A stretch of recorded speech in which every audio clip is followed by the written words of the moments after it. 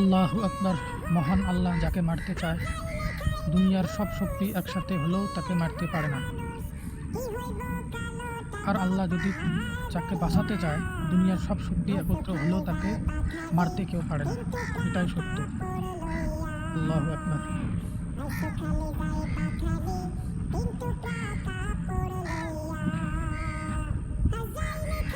আল্লাহ বাঁচালে কিছুই না, কেউ পারে না মারতে। আল্লাহু আকবার।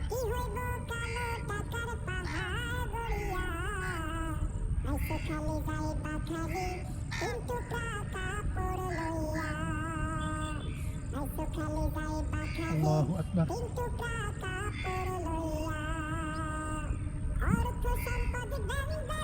বললাম না, আল্লাহ মারলে দুনিয়ার কোনো শক্তি তাকে ধরে রাখতে পারে না। আর যদি আল্লাহ বাঁচাতে যায়, দুনিয়ার সব শক্তি একত্র করলেও তাকে কেউ মারতে পারে না।